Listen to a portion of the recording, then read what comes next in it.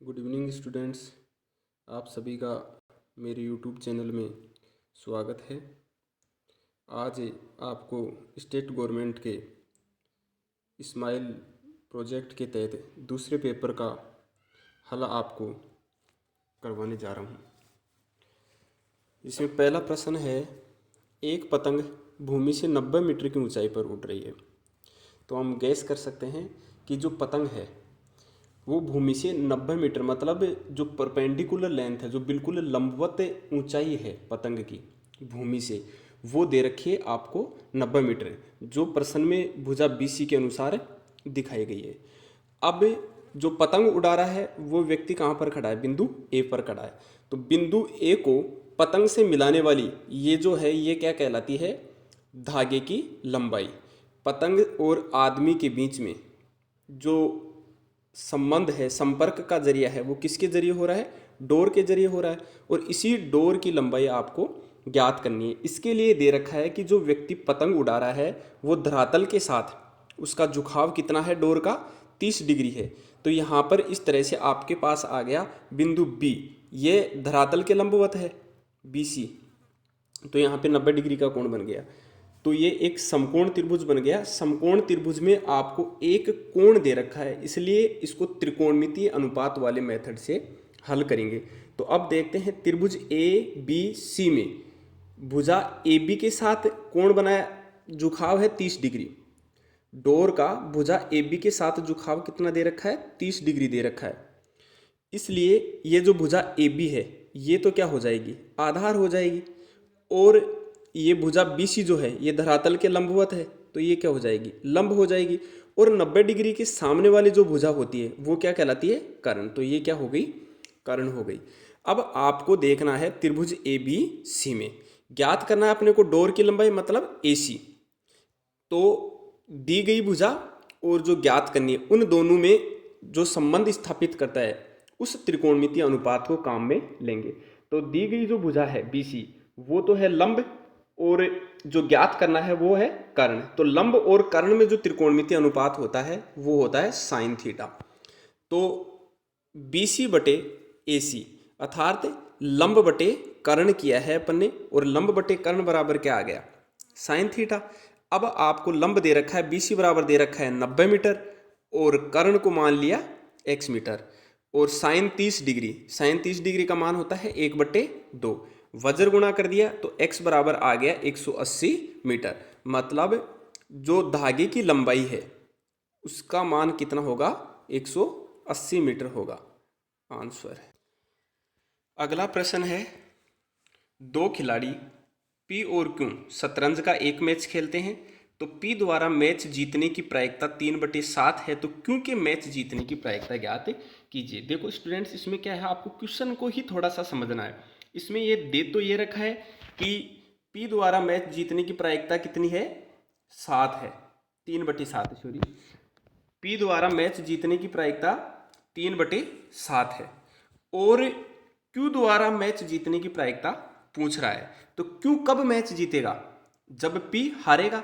तो इसने अप्रत्यक्ष रूप से आपसे ये पूछा है कि P के हारने की प्रायिकता ज्ञात कीजिए, मतलब PM बार ज्ञात करना है।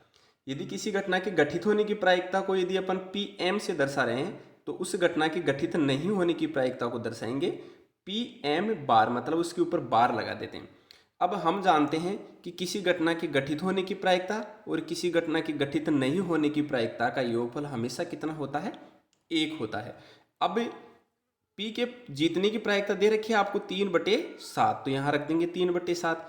आपको P के हारने की प्रायिकता, जब P हारेगा तो Q जीतेगा, मतलब Q के जीतने की प्रायिकता ज्ञात करनी है, तो इसको ऐसे की ऐसे रख लेंगे बराबर 1।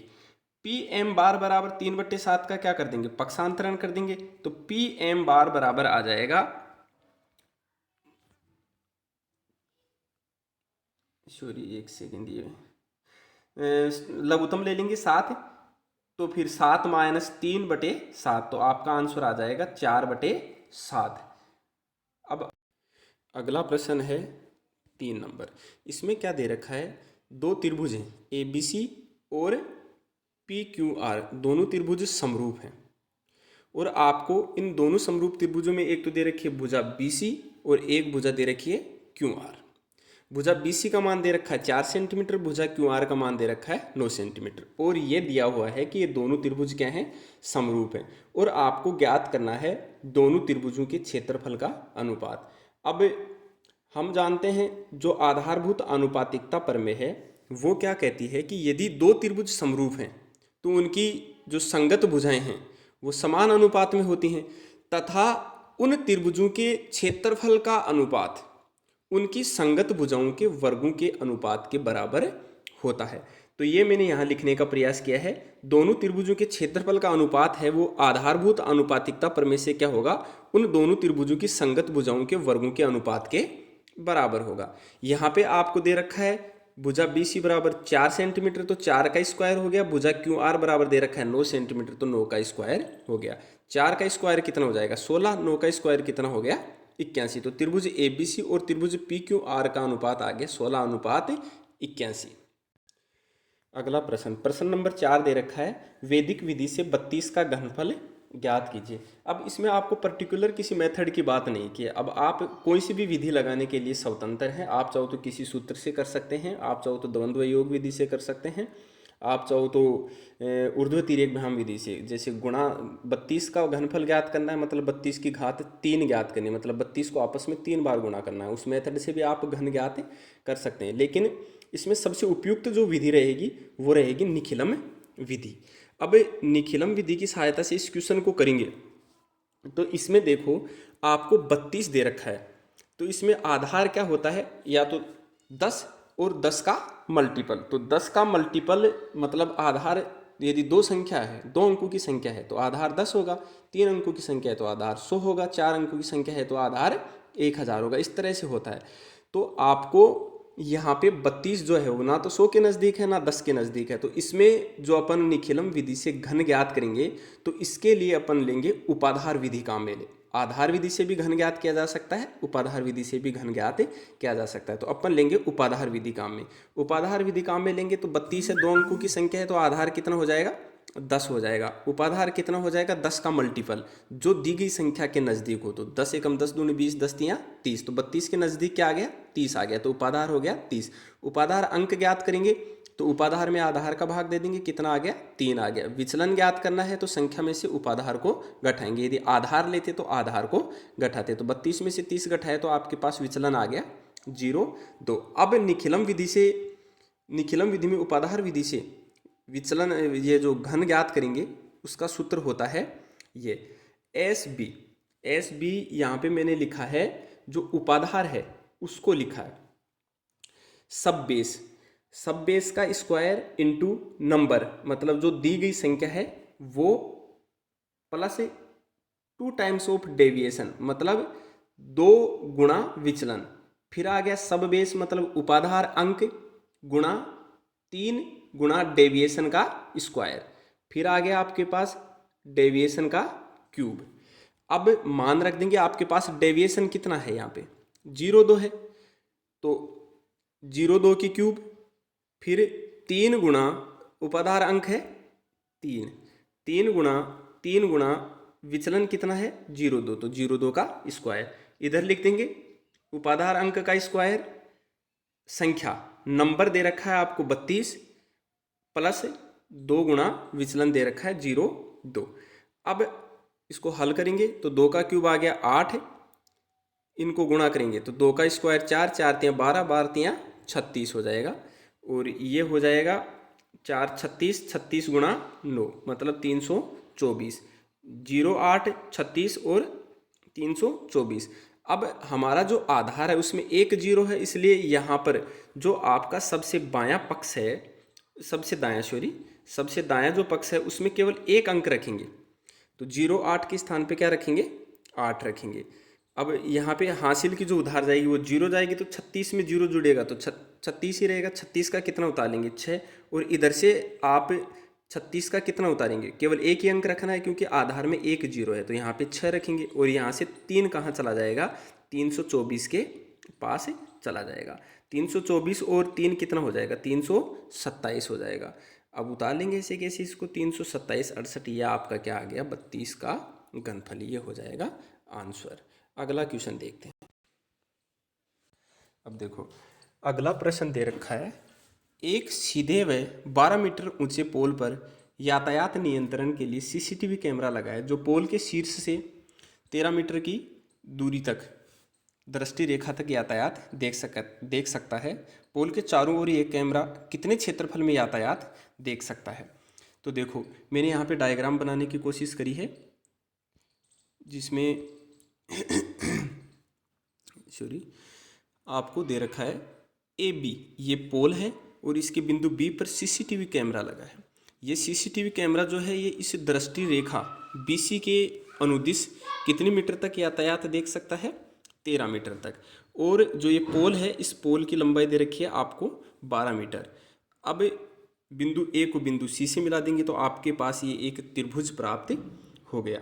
तो समकोण त्रिभुज है, समकोण त्रिभुज में पाइथागोरस प्रमेय लगाएंगे, इसकी सहायता से क्या ज्ञात कर लेंगे? भुजा AC ज्ञात कर लेंगे। तो आपके पास भुजा AC प्राप्त हो गई 5 मीटर।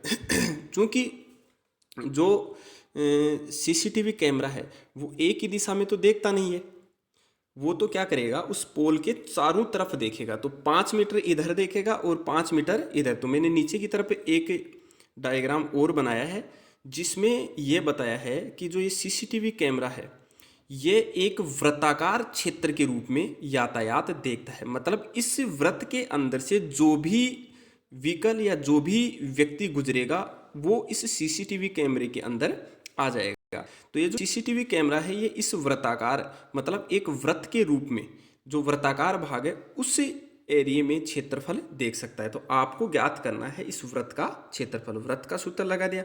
अब आपने पाइथागोरस प्रमेय की सहायता से AC ज्ञात की थी, ये क्या बन जाएगी? इस वृत्ताकार भाग की त्रिज्या ज्ञात किया 22/7 इंटू 5 इंटू तो 550/7 सेंटीमीटर स्क्वायर। इतने क्षेत्रफल में जो CCTV कैमरा है वो यातायात देख सकता है।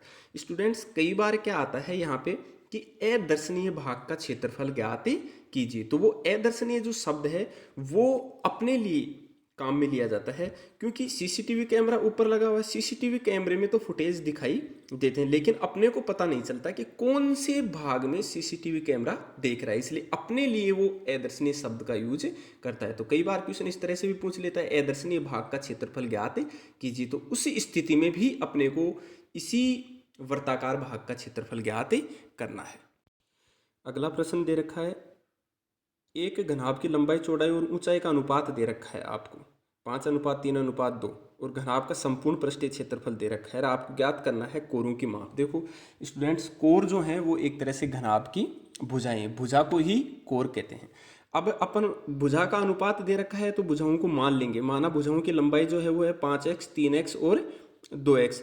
अब घनाभ का संपूर्ण पृष्ठीय क्षेत्रफल का सूत्र लगाएंगे।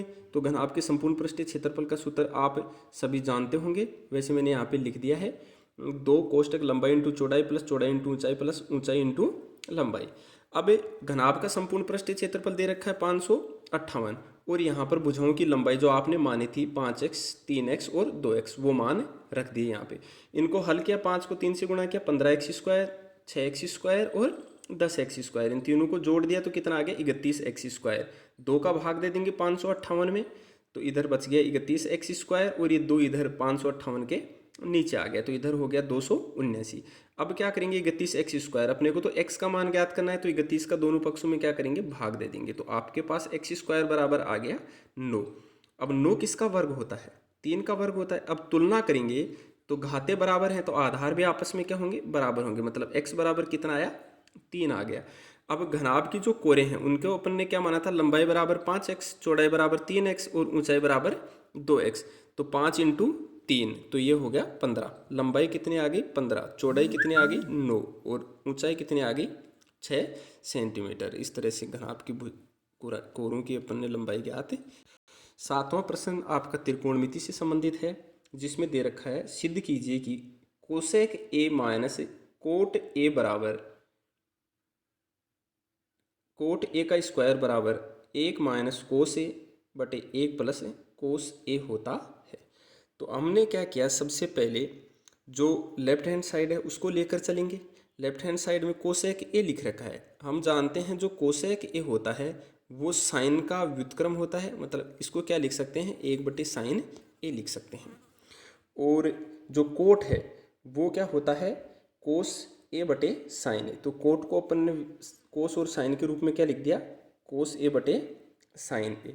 अब यहाँ क्या करेंगे, इसमें लघुत्तम ले लेंगे साइन ए दोनों जगह से, तो साइन ए में साइन ए का भाग देंगे तो एक ही आएगा ऊपर, इधर भी एक आएगा, एक को कोस ए से गुणा करेंगे तो यही आ जाएगा। तो ये हो गया 1 माइनस कोस ए बटे साइन ए का होल स्क्वायर। दोनों का स्क्वायर अलग अलग लिख देंगे, ऊपर वाले का स्क्वायर करेंगे तो 1 माइनस कोस ए का स्क्वायर और नीचे साइन स्क्वायर ए। साइन स्क्वायर ए को जो सर्वसमीका है उसकी सहायता से क्या लिख सकते हैं, 1 माइनस कोस स्क्वायर ए। तो यहाँ से अपन साइन स्क्वायर ए के स्थान पे लिख देंगे 1 माइनस कोस स्क्वायर ए। अब हम जानते हैं कि ये 1 का स्क्वायर माइनस कोस स्क्वायर है, मतलब ए स्क्वायर माइनस बी स्क्वायर वाली जो सर्वसमीका है वो लग रही है। तो एक बार माइनस में लिख देंगे और एक बार प्लस में लिख देंगे। जो माइनस वाला है वो एक बार कोस ए से कट जाएगा और ऊपर क्या रहेगा, 1 माइनस कोस ए बच जाएगा और नीचे क्या बच जाएगा, 1 प्लस कोस ए।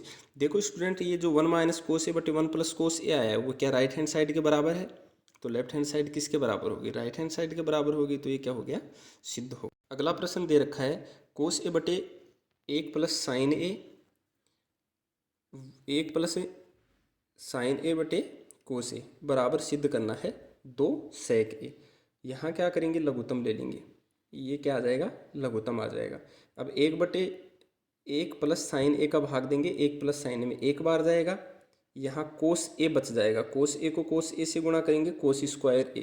कोस ए से कोस ए का भाग देंगे तो कट जाएगा, कितनी बार जाएगा, 1 प्लस साइन ए। 1 प्लस साइन ए को 1 प्लस साइन ए से गुणा करेंगे तो क्या आ जाएगा, 1 प्लस साइन स्क्वायर ए आ जाएगा। अब क्या करेंगे, ये जो होल स्क्वायर है इसको खोल देंगे तो आपके पास आएगा 1 प्लस साइन स्क्वायर ए प्लस 2 साइन ए। अब हम जानते हैं जो सर्वसमीका है वो साइन स्क्वायर ए प्लस कोस स्क्वायर ए, इसका मान कितना हो जाएगा, 1। तो ये हो गया 1 प्लस 1 और 2 साइन ए को एज इट इज ऐसे कैसे लिख लेंगे, हर जो ऊपर था वही चल रहा है। अब 1 प्लस 1 को जोड़ा तो कितना आ गया, 2 प्लस 2 साइन ए बटे 1 प्लस साइन ए कोस ए। अब 2 कॉमन ले लेंगे, 2 कॉमन लेते ऊपर क्या हो जाएगा, 1 प्लस साइन ए। अब 1 प्लस साइन ए से नीचे जो हर में 1 प्लस साइन ए था वो कट जाएगा, तो आपके पास आ गया 2 बटे कोस ए। 2 बटे कोस ए, हम जानते हैं जो 1 बटे कोस ए होता है वो किसके बराबर होता है, सेक ए के बराबर होता है। तो 1 बटे कोस ए के स्थान पे क्या लिख देंगे, सेक ए। तो ये हो गया 2 सेक ए, जो कि राइट हैंड साइड के बराबर है। अतः जो लेफ्ट हैंड साइड है वो किसके बराबर आ गई, राइट हैंड साइड के बराबर आ गई और ये आपका क्या हो गया, सिद्ध हो गया। थैंक्स स्टूडेंट, आप आज का पेपर मैंने आपको हल करवाने की कोशिश की, आप समझना प्रयास करना आगे, और मतलब इसको चैनल को सब्सक्राइब कर लेना ताकि जब भी नेक्स्ट टाइम आपको कोई भी वीडियो अपलोड करूँ तो सूचना